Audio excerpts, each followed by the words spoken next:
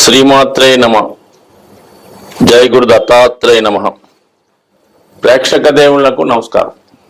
ఈ వీడియోలో మనం 2024 సంవత్సరంలో మేషరాశి వారు ఎటువంటి అద్భుత విజయాలు సాధించబోతున్నారు, వారి యొక్క అదృష్టం ఏ విధంగా మారబోతుంది అన్న విషయాన్ని ఈ వీడియోలో మనం పరిశీలించే ప్రయత్నం చేద్దాం. మరి రాబోయే నూతన సంవత్సర కానుకగా 2024 సంవత్సరంలో మనం ఇది ప్రారంభ వీడియోగా తీసుకుంటూ ముఖ్యమైనటువంటి గ్రహాలను మాత్రమే పరిగణలో తీసుకొని, అంటే గురువు, శని, రాహు, కేతువులను మాత్రమే తీసుకోవడం జరుగుతుంది సంవత్సర ఫలితాలు కాబట్టి. సాధ్యమైనంత వరకు శుభ ఫలితాలు మాత్రమే ఈ వీడియోలో తెలుసుకుందాం. అలాగే దానికి తగిన పరిహారాలు కూడా ఈ వీడియోలో తెలుసుకునే ప్రయత్నం చేద్దాం. ఒక విధంగా చెప్పాలంటే మేషరాశి వారికి ఈ నెల, అంటే ఈ సంవత్సరం అంతా కూడా చాలా అద్భుతమైనటువంటి ఫలితాలు రాబోతున్నాయి. అంటే ఎవరి జన్మ జాతకంలో కానీ గోచార జాతకంలో కానీ 2 గ్రహాలు ప్రభావితం చేస్తుంటే బాగా ఎక్కువగా. అందులో ఒకటి శని భగవానుడు, 2 గురుగ్రహం. ఈ 2 బలంగా ఉన్నప్పుడు మిగతా గ్రహాలు పెద్ద ఏం పట్టించుకునే అవసరం లేదు. రాహు కేతువులు అనేవి సాధారణంగా గత జన్మ ఫలితాలని ఈ జన్మలో మనం చేసుకున్న దాన్ని బట్టి వాటి యొక్క ఇంపాక్ట్ అది ఉంటుంది. మనం మంచిగా ఉంటే అవి మంచి ఫలితాలు ఇవ్వడం జరుగుతాయి, మనం చెడు భావంతో ఉంటే అవి చెడ్డ ఫలితం ఇవ్వడం జరుగుతుంటాయి. సో ఏదైనా మరి గురువు ఈ రాశి వారికి సంవత్సర ప్రారంభం నుంచి ఇంచుమించుగా మే నెల వరకు కూడా, అంటే మే నెల మొదటి వారం వరకు కూడా గురువు మేషరాశి అందే సంచరిస్తుంటాడు. సో అలాగే మరి శని భగవాను మొత్తం 2024 సంవత్సరం అంతా కూడా లాభస్థానం అయినటువంటి కుంభరాశిలోనే ప్రయాణించడం, అది స్వక్షేత్రం గురువుకి. మరి లాభస్థానంలో శని భగవానుడు మంచి ఫలితాలు ఇవ్వడం అన్నది అందరికీ తెలుసు. అదే ముఖ్యంగా ఈ మే నెల వరకు కూడా ఈ గురుగ్రహం రాశి యందు ఉండడం, ఈ రాశి వారికి ముఖ్యంగా అంటే గురువు లగ్నం యందు ఉన్నప్పుడు ఆరోగ్యపరంగా చాలా అనుకూలంగా ఉంటుంది. ఎక్కడికి వెళ్ళినా కూడా చాలా గౌరవప్రదంగా ఉండడం జరుగుతుంది. మీ యొక్క ఆలోచన విధానంలోనూ, మీ యొక్క అలవాట్లు, అలాగే దైనందిన జీవితంలో మీ యొక్క నడవడిక, అలాగే దైవభక్తి, మంచి నడవడిక, చెడ్డ అలవాట్లకు సప్తి చెప్పి మంచి అలవాట్లు తెలుసుకోవడం, అలాగే వేషధారణలో కూడా ఒక ఆధ్యాత్మికత, ఒక సాంప్రదాయం కనబడటం, తరచూ దైవాన్ని పూజించడం, దైవానికి సంబంధించిన కార్యక్రమాలు పాల్గొనడం, ధర్మాన్ని రక్షిస్తూ అది రక్షించే విధంగా సాయపడటం కూడా జరుగుతుంటుంది. అంటే కంప్లీట్గా జాతకుడికి ఒక నూతనటువంటి వ్యక్తిగా ప్రజెంట్ చేయడం జరుగుతూ ఉంటుంది అన్నమాట. మీకు పరిచయం లేని చోటకి వెళ్ళినా సరే కంపల్సరీగా అక్కడ మీకు గౌరవం, ఒక విధమైనటువంటి గౌరవం లభిస్తూ ఉంటుంది. అలాగే భక్తిభావం కూడా మీ యందు, మీ యొక్క ఫాలోవర్స్ కానీ, మీ యొక్క సంతానానికి కానీ, మీ యొక్క అసిస్టెంట్స్కి కానీ, మిమ్మల్ని చూడగానే ఒక గౌరవప్రదమైన భావం ఏర్పడుతూ ఉంటుంది. సో అలాగే ఆహార విషయంలో కూడా సాంప్రదాయమైన ఆహారం తినడం, మంచి విషయాలు చర్చించుకోవడం జరుగుతుంటుంది. అయితే ముఖ్యంగా శుభకార్యాల్లో ఎక్కువగా పాల్గొంటారు, పుణ్య కార్యక్రమాల్లో ఎక్కువగా పాల్గొంటారు. కంపల్సరీగా మీరు ఈ ఏప్రిల్ నెల ఆఖరంటే మే నెల లోపల ఒక పవిత్రమైనటువంటి పుణ్యక్షేత్రాన్ని కూడా దర్శిస్తారు. దాని తర్వాత పంచమ స్థానాన్ని కూడా వీక్షిస్తుంటారు. అంటే పంచమ స్థానం అన్నది ఒక విధంగా మీ సంతానం, మీ యొక్క కోరికలు, మీలో ఉన్నటువంటి టాలెంటు, అలాగే మీ యొక్క ఇష్టాలు, అలాగే పట్టాభిషేకం, అలాగే ఉన్నత విద్య, ఇవన్నీ కూడా 5వ స్థానానికి రిప్రజెంట్ చేస్తుంటాయి. కాబట్టి ముఖ్యంగా మీరు ఒక మీ ఏజ్ని బట్టి సంతాన విషయంలో శుభవార్తలు వింటారు. వివాహం అయిన తర్వాత సంతానం కోసం ఎవరైనా ఎదురు చూస్తుంటే కంపల్సరీగా మరి వాళ్ళకి మీకు ఈ మే నెల లోపల కన్సీవ్ అవ్వడం కానీ, సంతాన విషయంలో శుభవార్తలు వినటం కానీ జరుగుతుంది. సో అలాగే మీ సంతానం వివాహం కొరకు కానీ, అలాగే ఉద్యోగం కొరకు కానీ, లేదా విదేశ ప్రయాణం కోసం కానీ ఎదురు చూస్తున్నా సరే మీకు మే లోపల మీ పిల్లలకి అభివృద్ధి విషయంలో, వారి వివాహ విషయంలో, లేదంటే వారికి ఉద్యోగ విషయంలో ఈ శుభవార్త మీకు తెలుస్తుంటుంది. అది గర్వకారణంగా మీకు రావడం జరుగుతుంది. అలాగే మనోవాంఛం అంటే మనోవాంఛ ఫలసిద్ధిరస్తు అంటే మీ మనసులో ఉన్నటువంటి కోరికలు నెరవేరుతాయి. అంటే పంచమం అన్నది ప్రేమ వ్యవహారం. ఒక నిజాయితీగా, ఒక స్వచ్ఛమైనటువంటి, ఎటువంటి అరమరికలు, ఎటువంటి మచ్చలు లేనటువంటి ఒక లవ్ అఫేర్లో మీరు సక్సెస్ అవడం. అలాగే మనోవాంఛ ఫలసిద్ధిరస్తని పంచమ స్థానానికి సంబంధించినటువంటి విషయాల్లో, ముఖ్యంగా ప్రేమకి సంబంధించిన విషయాల్లో ఎటువంటి అరమరికలు లేని స్వచ్ఛమైన నిజాయితీ అయినటువంటి ప్రేమ సక్సెస్ అయ్యే అవకాశం ఉంది. దానికి పెద్దల అంగీకారం కూడా లభించడం జరుగుతుంది.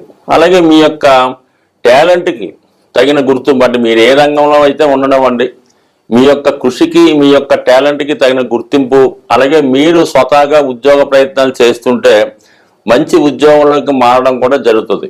అంటే ఈ సంవత్సరంలో ఈ మేషరాశి వారికి జరగబోతున్నటువంటి ముఖ్య సంఘటనలో ఉద్యోగపరమైనటువంటి చేంజ్ ఒకటి తప్పనిసరి. దాని పరంగా మీకు ఉద్యోగపరంగా గ్రోత్ ఉంటుంది, తప్పనిసరి మార్పు కూడా ఉంటుంది, అభివృద్ధి ఉంటుంది. అలాగే పిల్లలు ఆశించే వారికి సంతాన యోగం ఉంటుంది, లేదా పిల్లల యొక్క అభివృద్ధి మీకు ఖచ్చితంగా గర్వకారణం అవుతుంది. సో ఈ రెండు విషయాల్లో కూడా మీకు ఖచ్చితంగా ఈ సంవత్సరంలో జరిగే అవకాశం ఉంది.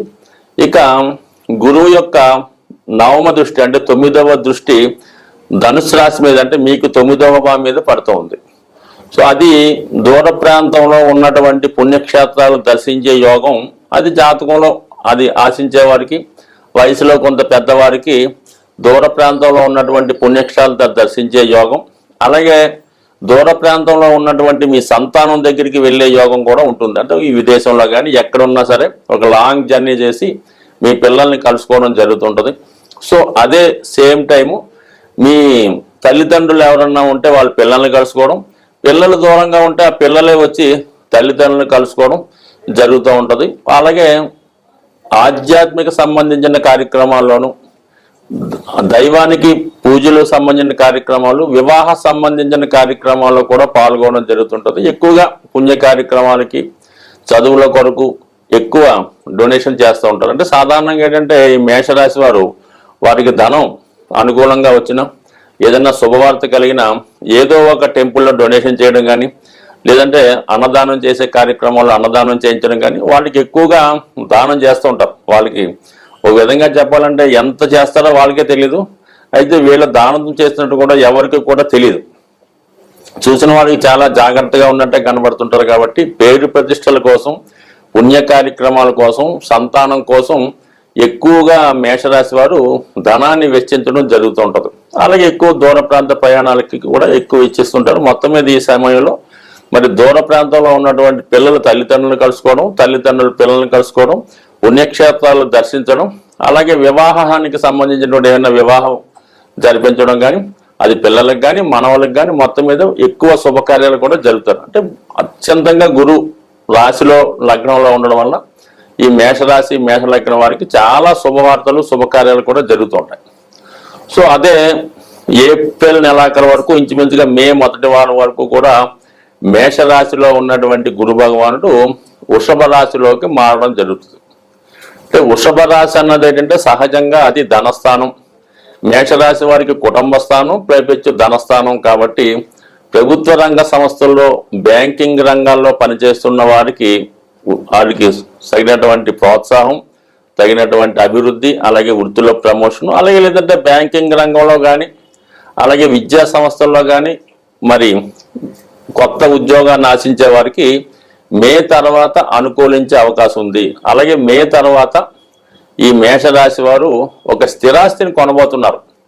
అది పొలం కానీ, ఒక గృహం కానీ, ఒక ఇంటి స్థలం కానీ కంప్లీట్గా వీళ్ళు మే తర్వాత ఒక సొంతగా ఆస్తి సంపాదించుకుంటారు. ఆల్రెడీ ఉన్నా సరే ఏదైనా మొత్తం మీద ఒక గృహయోగం కానీ, ఒక నూతనంగా ఒక ఎసెట్స్ సంపాదించే అవకాశం ఉంది.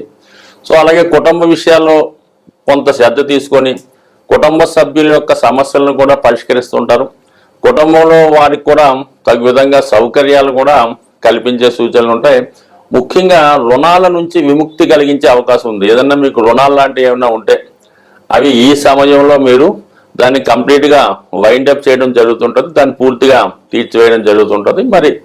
మరి దశమాన్ని కూడా మరి వీక్షించడం వల్ల ఏంటంటే 100% నూతన ఉద్యోగ ప్రయత్నాలు ఫలిస్తాయి.